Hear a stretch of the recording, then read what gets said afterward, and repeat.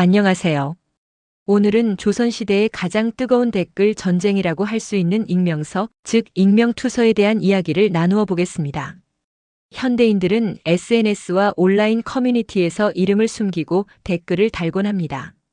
상대방을 비난하고 루머를 퍼뜨리고 때로는 거짓 정보까지 마구 올립니다. 그런데 놀랍게도 조선시대에도 똑같은 일이 벌어졌습니다. 물론 스마트폰 대신 종이였고 SNS 대신 관청벽이었지만요. 이것이 바로 익명서입니다. 오늘 우리는 조선판 댓글 전쟁의 실체를 파헤쳐 보겠습니다. 익명서는 글쓴이가 자신의 이름을 밝히지 않고 작성한 투서, 즉 관청이나 왕에게 올리는 고발장입니다. 조선 초기부터 후기까지 익명서는 끊이지 않았습니다. 특히 17세기에서 18세기에 걸쳐 익명서 문화는 절정에 달했습니다. 왜냐하면 신분제와 벌칙 체계가 발달하면서 직접 나서기 힘든 피해자들이 익명으로 고발하기 시작했기 때문입니다. 그렇다면 왜 조선인들은 익명서를 썼을까요? 첫 번째 이유는 신분제 때문입니다. 조선시대는 신분이 절대적이었습니다. 양반은 양반, 노비는 노비, 평민은 평민. 이 신분 체계를 벗어나기는 불가능했습니다. 따라서 신분이 낮은 사람이 양반 관료를 고발하려면 엄청난 용기가 필요했습니다. 양반에게 고발당하면 무조건 죽는다는 보장은 없었지만 심각한 보복을 받을 가능성이 매우 높았습니다. 두 번째 이유는 법적 보호 부재입니다. 현대에는 고발자 보호법이 있습니다. 하지만 조선시대에는 고발자를 보호해주는 제도가 거의 없었습니다.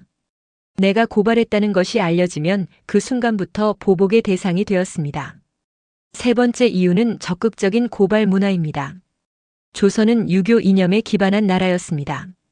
부정을 보면 반드시 고발해야 한다는 유교 정신이 있었습니다. 따라서 관청에 고발장을 올리는 것은 명예로운 행동으로 여겨졌습니다. 하지만 신분 때문에 직접 나설 수 없으니 익명으로 고발하게 되었던 것입니다. 그렇다면 실제로 어떤 내용의 익명서들이 있었을까요? 정당한 고발. 어떤 익명서는 진짜 부정을 고발했습니다. 예를 들어 관리가 뇌물을 받았다든지 노비를 불당하게 학대했다든지 세금을 횡령했다든지 하는 것들이 그것입니다. 이런 고발들은 사실에 기반해 있었고 때로는 실제로 사건을 해결하는 데 도움이 되었습니다. 개인적 원한. 하지만 많은 익명서는 개인적 원한에서 비롯되었습니다. 예를 들어 그 양반이 무술을 배워 반란을 준비하는 것 같다는 식의 고발입니다. 루머와 억측. 심지어는 루머를 익명서로 만들어버리는 경우도 있었습니다. 그 양반이 실은 노비 자식이라고 한다 같은 식의 소문들이 익명서가 되어 관청에 올라갔습니다. 정치적 모함. 특히 정치 싸움이 심할 때는 익명서가 무기로 사용되었습니다. 익명서 문제는 점점 심각해졌습니다. 조선 정부는 익명서의 폭증에 고민을 하기 시작했습니다. 무수한 익명서들이 관청에 들어오기 시작하자 어떤 것이 사실인지 거짓인지 판단하기가 어려워졌기 때문입니다. 더 큰 문제는 무고죄입니다. 익명서는 고발자를 특정하기 어려우니 거짓으로 누군가를 고발해도 처벌받기가 쉽지 않았습니다. 결과적으로 무고한 사람들이 피해를 입기 시작했습니다. 한번 익명서로 고발되면 이것이 완전히 벗겨지기까지는 매우 오랜 시간이 걸렸습니다. 왕과 관리들이 직접 조사를 해야 했기 때문입니다. 그렇다면 조선 정부는 어떻게 익명서 작성자를 찾았을까요? 글씨 감정. 관청의 서리서적을 다루는 관리나 글씨 전문가들이 익명서의 글씨를 분석했습니다. 글씨의 특징을 통해 누가 썼을 가능성이 있는지 추론해보는 것이죠. 내용 분석. 익명서에 나타난 표현과 어휘를 분석했습니다. 예를 들어 특정 지역의 방언이 사용되었다면 그 지역 주민일 가능성이 높습니다. 또한 피고발자와의 관계를 추론해 볼 수 있습니다. 고백. 때로는 범인이 자진해서 자백하기도 했습니다. 특히 종교 신앙이 깊었던 사람들이나 죄책감을 견디지 못한 사람들이 그랬습니다. 고문. 안타깝게도 조선 정부는 용의자를 고문하기도 했습니다. 익명서를 썼을 것 같은 사람을 잡아다가 고문으로 자백을 받아낸 것입니다. 익명서의 작성자로 적발되면 어떻게 될까요? 처벌은 내용에 따라 달랐습니다. 거짓 고발이면 무고죄로 처벌받았습니다. 조선법전에 따르면 무고죄는 상당히 무거운 죄였습니다. 최악의 경우 사형까지도 가능했습니다. 왜냐하면 무고는 단순히 개인의 명예를 훼손하는 것을 넘어 국가의 사법체계를 혼란스럽게 만드는 죄로 인식되었기 때문입니다. 이제 실제로 벌어진 익명서 사건들을 살펴보겠습니다. 사례 1중인 신분 고발 사건. 17세기에 한 고관이 있었습니다. 그는 매우 유능하고 청렴한 관료로 알려져 있었습니다.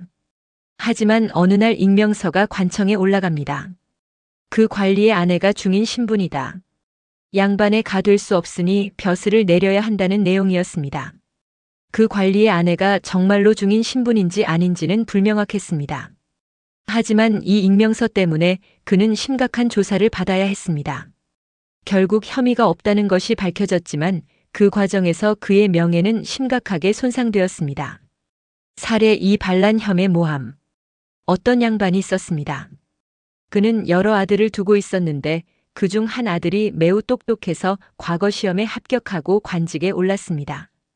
이것을 시기한 이웃 양반이 익명서를 씁니다. 그 양반이 아들의 총명함을 바탕으로 반란을 도모하고 있다. 물론 거짓이었습니다. 그냥 아들이 과거 공부를 열심히 하고 있었을 뿐입니다. 하지만 이 익명서는 상당한 파장을 일으켰습니다. 왕에게까지 보고되었고 그 양반과 그의 가족은 철저히 조사받아야 했습니다. 사례 3회간 여자 고발. 18세기에 한 양반이 있었습니다. 그의 아내가 몰래 다른 남자를 만나고 있다는 익명서가 올라옵니다. 그것도 아주 구체적인 묘사와 함께 말입니다. 조사를 통해 그것이 거짓이라는 것이 밝혀졌습니다. 하지만 이 과정에서 그 양반의 가정은 완전히 파괴되었습니다. 아내에 대한 의심과 불신이 생겼기 때문입니다. 결국 익명서 작성자는 찾아졌습니다. 놀랍게도 그 양반의 첩이었습니다. 정실 부인에 대한 질투로 인한 짓이었던 것입니다. 조정에서는 익명서 문제를 심각하게 받아들이기 시작했습니다. 여러 왕들이 익명서 금지령을 내렸습니다. 하지만 효과는 거의 없었습니다. 이미 익명서는 대중적인 수단이 되어 있었기 때문입니다. 조정에서는 익명서 작성자에 대한 처벌을 강화했습니다. 거짓 고발이면 매우 무거운 형벌을 받도록 법을 만들었습니다. 관청에서 익명서를 받으면 더 철저하게 조사하도록 했습니다. 진실을 파악하기 위해 여러 사람을 조사하고 증거를 모으도록 한 것입니다. 흥미롭게도 조정은 나중에 실명 고발자를 보호하는 제도를 장려하기도 했습니다. 정당한 고발은 고발자를 공개하지 않으면서도 처리하는 방식을 시도한 것입니다. 익명서는 단순한 댓글 전쟁이 아니었습니다.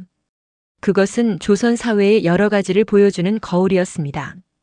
첫째, 익명서는 일반 백성들의 미니민간의 의견을 표현하는 하나의 방식이었습니다. 양반 중심의 신분제 사회에서 낮은 신분의 사람들이 할 수 있는 유일한 목소리 낸 방식이었던 것입니다. 둘째, 많은 사람들이 정의감에서 익명서를 썼습니다. 부정을 보고 그것을 고발하고 싶은 마음, 이것은 인간의 기본적인 감정입니다. 조선인들도 예외가 아니었던 것입니다. 셋째, 익명서는 조선 사회의 갈등과 불만을 드러내는 창이었습니다. 신분 갈등, 경제적 불평등, 개인적 원한 등이 익명서를 통해 표면화되었습니다. 넷째, 익명서는 거짓과 선동의 수단이 될 수 있었습니다. 정치적 적수를 모함하거나 개인적 원한을 풀기 위해 거짓 고발이 남용되었습니다. 현대의 SNS와 댓글 문화를 생각해 봅시다. 정말 놀랍지 않나요? 조선시대와 현대가 이렇게 비슷하다는 게요. 조선의 익명서와 현대의 익명 댓글, 둘 다 익명성을 기반으로 합니다. 이름을 숨기기 때문에 사람들은 더 대담해집니다. 익명이기 때문에 책임감이 낮아집니다. 내가 쓴 것이 들통날 가능성이 낮으니까요. 거짓 정보와 루머가 빠르게 퍼집니다. 확인되지 않은 정보도 마치 사실인 것처럼 전파됩니다. 무고한 사람이 피해를 입습니다. 거짓 고발로 인해 개인의 명예가 훼손되고 때로는 사회적 죽음까지 경험합니다. 현대에도 익명 제보가 권력 투쟁의 수단이 됩니다. 정치인들과 기업들이 익명 제보를 이용해 경쟁자를 공격합니다. 조선시대의 익명서와 현대의 익명 댓글은 같은 문제를 안고 있습니다. 400년이 지난 지금 우리는 익명서로부터 무엇을 배울 수 있을까요? 첫째, 익명성의 양면성. 익명성은 약자의 목소리를 낼 수 있게 해줍니다. 신분제 사회에서 낮은 신분의 사람이 부정을 고발할 수 있는 유일한 방식이 익명서였습니다. 현대에도 마찬가지입니다. 내부 고발자, 피해자들이 익명으로 자신의 목소리를 낼 수 있습니다. 하지만 익명성은 또한 거짓과 악의를 낳기 쉽습니다. 책임이 없기 때문입니다. 둘째, 진실과 거짓의 구분. 익명서 시대 관료들이 배운 것은 모든 고발이 참은 아니라는 것입니다. 철저한 조사와 검증이 필요하다는 것을 깨달았습니다. 현대에도 같은 교훈이 필요합니다. 셋째, 명예와 신뢰. 한번 훼손된 명예는 회복하기 어렵습니다. 조선시대의 무고한 피해자들이 그러했듯이 거짓 고발로 인한 피해는 평생을 따라다닙니다. 넷째, 제도의 중요성. 익명 고발자를 보호하면서도 동시에 거짓 고발을 처벌하는 제도가 필요합니다. 조선시대가 후대로 가면서 이를 인식하기 시작했듯이 현대 사회도 이러한 균형을 맞춰야 합니다. 조선시대의 익명서는 단순한 역사의 한 페이지가 아닙니다. 그것은 인간의 본성과 사회 구조를 보여주는 거울입니다. 우리 모두는 인터넷을 사용합니다. 우리 중 많은 사람이 댓글을 답니다. 때로는 익명으로요. 그렇다면 묻고 싶습니다. 우리는 익명서 시대의 교훈을 배웠을까요? 거짓으로 누군가를 고발하는 댓글을 다는 것, 근거 없이 루머를 퍼뜨리는 것, 개인적 원한으로 누군가의 명예를 훼손하는 것, 이것들은 400년 전 조선시대에도 있었던 일들입니다. 그리고 그로 인한 피해도 있었습니다. 역사는 반복됩니다. 하지만 우리가 역사에서 교훈을 배운다면 같은 실수를 반복하지 않을 수 있습니다. 익명서의 시대를 거쳐간 조선인들처럼 우리도 익명성과 책임감의 균형을 맞춰야 합니다. 정직한 고발과 정당한 비판은 필요합니다. 하지만 거짓과 악의로 무고한 사람을 해치는 것은 안 됩니다. 이것이 조선시대 익명서가 우리에게 남겨준 가장 중요한 교훈입니다. 오늘 역사 이야기는 여기까지입니다. 영상이 유익하셨다면 구독, 좋아요, 알림 설정 부탁드립니다. 감사합니다.